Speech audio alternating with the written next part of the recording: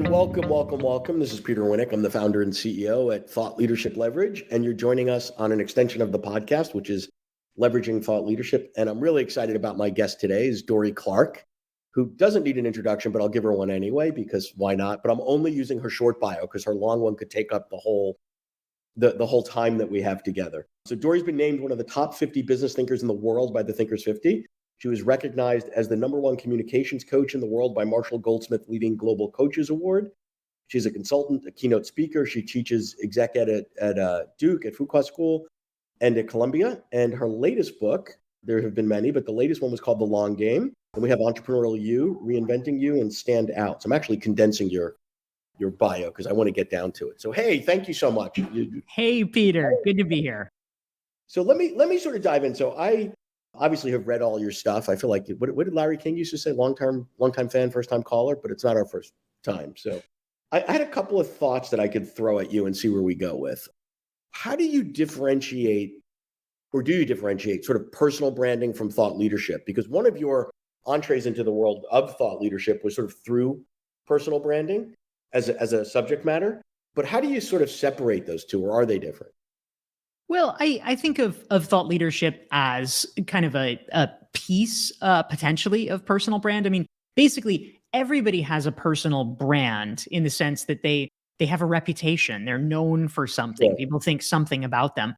A certain subset of those people, I guess, probably the more public-facing people, want to create thought leadership, and that's a necessary part if you want to be known widely for your ideas. But for most people, most individual professionals, thought leadership and creating it isn't necessarily on the agenda, although it might not be a bad idea for it to be on the agenda, because it's never really a bad thing if you're known in a positive light for your ideas publicly.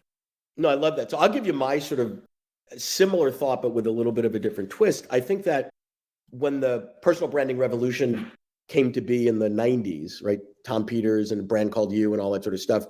The gist of it was you have to stand out, right? Because there's lots of people like you, however smart you are or whatever industry you're in, you got to stand out.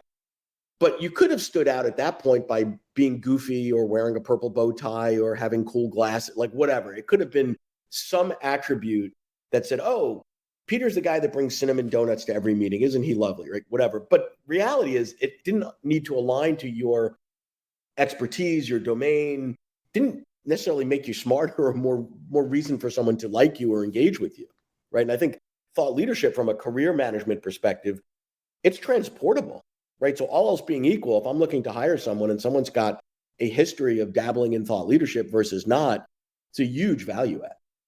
Yeah, I think that's exactly right, Peter. Because the way that I think about it is almost any engagement that we have. You know, if we're hiring an employee, if we're hiring a consultant, if we're choosing to do business with someone, it's a fairly high risk encounter, right? I mean, if you hire the wrong person, Yeah. you're going to have to spend tens of thousands of dollars worth of wasted time and money replacing them. I mean, it's just kind of a lot Well, of. and reputationally, you're like, ooh, you're the one that brought in the consultant we didn't like, right? Exactly. And so if you are on the end of the person being hired, it is in your interest to do literally everything possible to try to de-risk that transaction for the buyer so that they feel really good about hiring you, so that they feel like you are the safe choice compared to everybody else. And when you are creating thought leadership, that's a way of doing that because it allows them to have this kind of sneak preview about how do you think, what do you know, what's your point of view, what's your philosophy. Sure. And so you are the less risky, maybe even the least risky person for them to hire compared to someone else, which dramatically increases your odds of success. No, I love that. And you can also show, like, you've written hundreds, if not thousands of articles across various outlets. But if you're talking to a potential client on a consulting engagement or something and say, great, I'm going to send you these 3 articles I wrote at HBR 5 years ago before everybody was talking about whatever hybrid work or whatever. So it also sort of says without saying it, I'm not new to this. I've been thinking about this. I've been writing about this. I've been experimenting with it for a long, long time. And I do have a perspective and I do have a model or a framework or a method because people tend to jump onto whatever is topical today. Yeah, so true. Cool. So my next question, now that we thought about sort of personal branding and thought leadership, is there is, at least in my opinion, which may or may not matter, a distinction between content marketing and thought leadership. And it tends to get really, really fuzzy, you know? How do you break the two apart? Well, I think there's a lot of overlap, but ideally, thought leadership is something that I would consider to be, in its purest form, something that's a little more substantive, right? If you're really not going to play act at being a thought leader or creating thought leadership, but to really do it, you want to be creating substantive enough ideas so that you really are leading others with your thoughts. You're putting something new out there, something interesting, something that might, in fact, if received well, create followers around it. Content marketing could be that. Thought leadership is a form of content marketing, but I think a lot of times it's a little bit more transactional. I mean, I remember Yeah. years ago I was looking into hiring a new personal assistant, and I was looking at all these resumes, and a bunch of the VAs had some phrase. I feel like it was like, oh, it was article spinning. I had to Google it. I'm like, What what does the that F mean? is article spinning? What does that mean? And basically it means their skill set was that they would take somebody else's article and rewrite it enough that it was like almost kind of sort of not plagiarized. And then you could publish it under your name. I'm like, yeah, That's that's not plagiarism light, exactly, basically. Yeah, that sounds yeah, like it came out of a PR universe. right. Not the skill set that I'm looking for in a VA. Articles So, but spinning. sometimes people think of that as like, oh, that's content marketing. Well, I also think one is what's the point, right? So content marketing typically is embedded in the marketing and the sales cycle, right? So there's different pieces of content that are put out mostly to accelerate that process. When is a buyer qualified, et cetera, et cetera. Thought leadership, if done properly, again, my opinion, is sort of above the fray of mentioning product offerings, solutions specifically. You'll talk about the problems, you'll talk about the issues, you talk about your views, but you're not going to say, oh, and we're, Verizon and we make the handy dandy, web thing that happens to solve that. It's not as blatant. And I think the time frame, and this goes into the long game a little bit, is content marketing is measured in moments, right? It's how many interactions do we have and da da da da. I love the way you framed the long game in that thought leadership, and I've said this for a long, long time, is a long game. If you're looking to get rich quick, tune out, right? If you're looking to write an article on Monday and get hired Wednesday, not going to happen. But tell me about sort of how you view time horizon relative to thought leadership, or just say buy the book, right? That's right. That's right. Speaking of content marketing, There you go. but no, I think you raise a really important point, Peter. And part of what animated me in writing the long game was the work that I do with clients, executive coaching work. Because oftentimes the people that I'm advising, they may themselves be people who are working to put thought leadership out into the world. Maybe they own a boutique consulting firm, or they're a coach or something like that. They're an author. And it can be a really hard, disheartening process because it takes a while, and it often can feel in the early days like no one's listening, no one's paying attention. And so it's very easy for the voice in your head to be like, well, why should I bother? If only my mom is reading it or whatever. But ultimately, what I have seen, and this is not scientific in the sense that we have not done some kind of double blind study, but what Right. I've experienced in my own professional life, and also in the dozens of people that I have coached personally, and the multiple hundreds of people who have been part of my recognized expert community, I've managed to get a fairly good sense, both longitudinally and just in terms of a pretty broad cohort, of what it takes to be able to finally start seeing results. And so what I have seen is that generally it takes between 2 and 3 years of consistent Yeah. effort to start to see, I would be, being honest, even minimal results, of just getting noticed, seeing some And, little. and most of us don't have that. We don't live in that time. We live in the dopamine world. We live in, I can put a tweet out now and know in 5 seconds how many people got it. I mean, I literally got a call last week from someone, and I didn't even remember this. It was a piece I was quoted on 3.5 years ago for wealth advisors on the power of writing books to, whatever. I didn't know. It's not that I do thousands of these, but I literally didn't remember. I had to Google. I'm like, oh yeah, there's the article. It's on the website. And he said, I taped this and I put it on my desk, and I have a little file of when I want to write a book, and there were a bunch of other, I wasn't the only resource, right? And I'm like, that's the point, right? There is no way that, if I were to judge the value of my time against, well, I spent a half an hour with a reporter on that and nothing ever happened. That was silly. Therefore, it's easy to justify never doing that again. But I love the 2 to 3 year piece. And I love that there's also a depth, right? Being quoted once somewhere is kind of meaningless. Anybody that wants to can.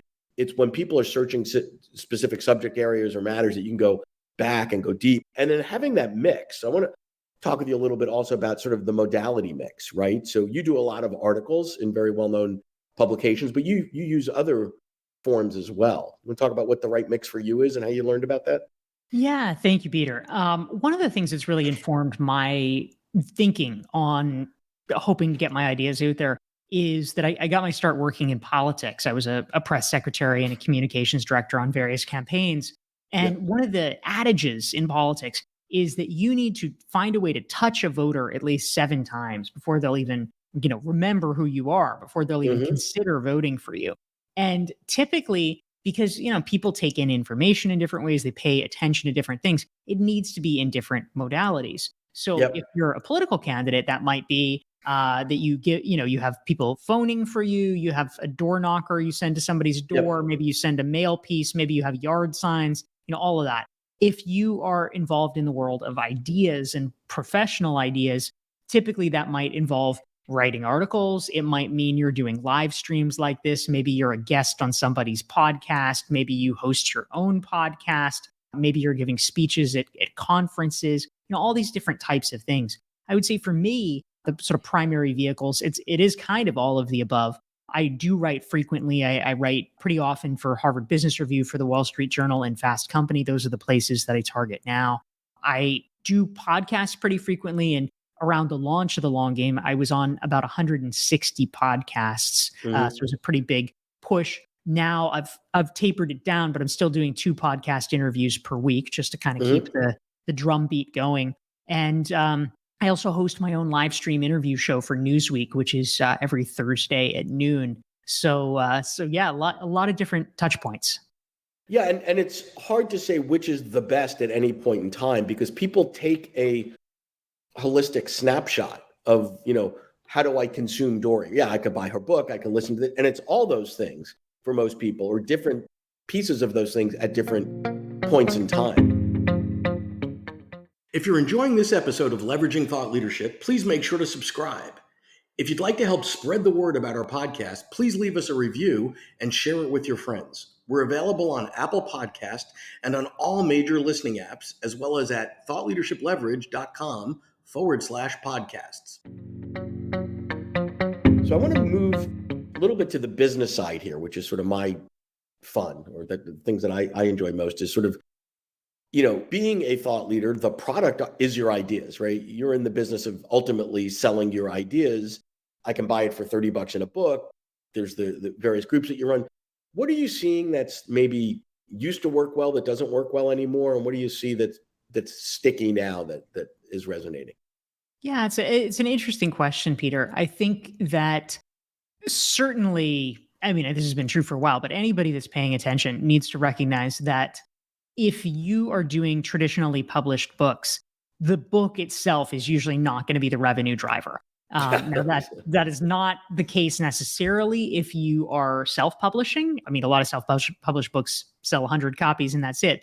But if you have a self-published book that really takes off, then there's a million things you can do with it with foreign rights, and you can have it reprinted for a particular corporation or bulk sales and all that kind of thing. So that actually could become lucrative. But if you are, really dealing with a traditionally published book like this one, The Long Game, you have to get smart about thinking about what is your back end. And so it really means thinking like a marketer. So the back end typically could involve things like speeches, corporate speeches, consulting, coaching opportunities.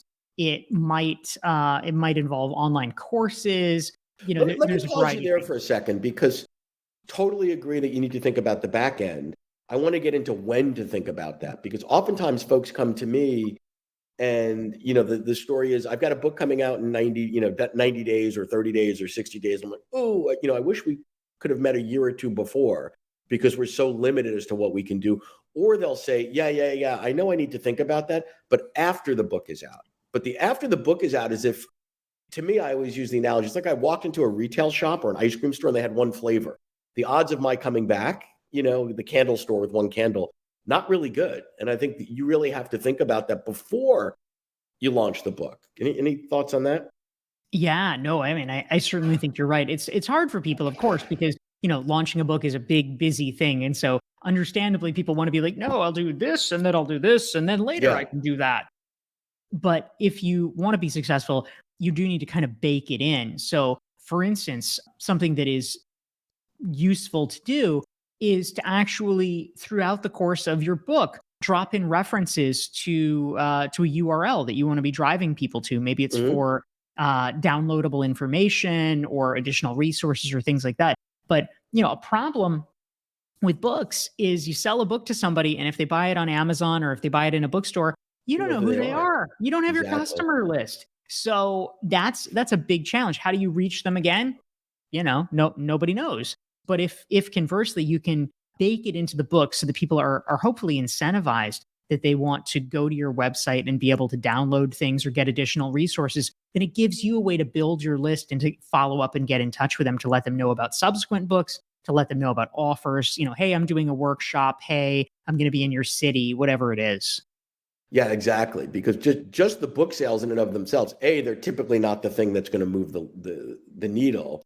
But if you don't even know who those people are, psychographically, demographically, you can't come up with hypothesis to say, oh, these type of people are resonating with my work most. Now, podcasting, you kind of can, right? If you know the types of places you tend to podcast on. What else are you seeing that's interesting now that we went from everything being event-based 3 years ago? Remember the world pre-COVID? We actually left our houses a lot, to everybody hibernating for a couple of years, to the last year being a lot of start, stop, start, stop. Any any sense as to where it's going, the mix of sort of that in-person and remote, and where it might go back to a new baseline or a different baseline? It's certainly a good question, and the situation is emerging. I feel like for me personally, it really seems like in the past just month maybe, the spigot has turned back on, and all of a sudden, I mean, I went from having literally just two in person speaking engagements from March 2020 to March 2022. Literally Wow. everything else was One a virtual. year. Yeah, You basically. usually get that in by Tuesday of a typical week, right? Yeah, yeah. And then about a month ago, I suddenly had a week where I had 3 talks. And I'm like, "Wait, what? I have a week where I now have 50% more than for the past 2 years. That's bizarre." And so that was kind of the first sign for me that like, "Oh yeah, we are coming back online." I have a trip coming up, in just a couple of weeks where again, I'm doing 3 talks that week. So, But I is think this we're a getting back to. short-term spike? Because a lot of what I'm seeing now in the marketplace is, wow, it's the first time we all got together in 2.5 years. People need to touch, they need to connect, they want to, physically be in the same room and break bread with their coworkers. So is this a short-term spike and then we go back to a new baseline? Is it we want to go back? I mean, this is a good way to communicate information, content. It's a lousy way to develop connection and community, where there are easier and better ways to do it. So Yeah, yeah, I think that's right. I mean, I think in person speaking is going to go back to being relatively viable because there's just so many organizations. I mean, even if a given organization is decreasing its amount of in person events, there's plenty of different. If you're an it'll jump individual up and speaker, do it. there's plenty of Yeah. different target audiences that you could be talking to. But that being said, one of the things that I did basically as soon as the pandemic happened was I raised my speaking rates because I Yep. realized, oh, speaking in person is going to be more precious now. It's going to be rarer and more meaningful for a company, which also means that they're going to be willing to spend more on a given event because it's all, maybe it's only happening once a year or something like that. And as a result, they want to make it more special. They want to be able to invest in it. And so I think oftentimes that means, oh, they'd be willing to pay more to get the speaker that they really want to get. Well, and the production values and all that. I used to love, going to a place that has a ton of events, Orlando or Vegas, and wandering the halls from the conference I was at to see what else is going on. And there's so many times you're like, wow, there's really no difference between the dental hygienist group and the nuclear engineer group. Like, the bar had been pretty low. It's sort of rinse, lather, repeat, And I think you're right. If we're going to convene people, forget about the economic, the cost, which are much higher. We really have to focus on the experience. So they're probably less likely to, nickel and dime a speaker, or only want to deal with a speaker that they know is at rock star level. I think it'll take out sort of the bottom end of the market. Yeah. What I else are think you that's seeing right. moving forward that you're excited about, that you see the most opportunity on the business side of thought leadership? Well, I do think it's a good thing that people have gotten so much more comfortable with virtual events, because I Yeah. do think that's going to stay. I mean, you're absolutely right. It's been proven as a vehicle for information exchange. And so I think, a lot of speakers joke, but it's also true. I speak for free. What you pay me for is traveling. And, because Right. it's just so terrible and grueling, all the flights and the cancellations and the mishigas. And Right. so if you're a speaker, being able to build a very viable business, I mean, of course, the prices are reduced if it's virtual compared to in person, but let's say it's half price. Well, if you're able to be at home, you can do 2 a day, maybe even more, who knows? And it's just a great steady income from home. It creates a whole new viable business model, which I think is really quite powerful. And of course, I continue to be a big fan of online courses and residual income. Sure. That's terrific. I'm curious, Peter, for the clients that you work with, what do you feel like is sort of the low hanging fruit that, presumably before coming to you, most people were missing out on? Like what's the thing that people aren't thinking about or aren't doing generally? Yeah, I think that's a great question. I think they're not thinking about the back end enough. Like, okay, who with a high level of specificity is hiring me to solve what problem? I mean, it seems like a third grade question, but it's really, really important, because on the one end of that continuum, you get, well, everybody, this work would be great for everybody. Well, okay, but your marketing budget doesn't support that, right? So knowing the who and the what, even if it is something that is arguably universal, right? I think that's really, really important. In terms of modalities, I agree with you on the distance side, the e-learning, video-based learning, et cetera. One of the things that we're seeing is that because there have been so many less events, part of the secrets underneath that is, well, where'd all the money go, right? So every time, if I was a mid-level executive company going to 10 events a year, every time I left the office, it's thousands of dollars and my productivity goes down. Well, where's that money going? Well, organizations would rather invest consistently in capabilities development, and then occasionally in sort of, speaking, doing a big high ticket event, and that sort of thing. And speaking is not capabilities development. I don't care how great a speaker is. In 45 minutes, you can't measurably change or develop a skill that leads to an outcome that is measurable, that moves a business lever, right? So I think it's freed up money there. So if they love you as a speaker, if they love your book, and you don't have something that helps others do what you are talking, speaking, writing about better, you're missing a huge opportunity. Totally different budget. Yeah, really good point. Cool.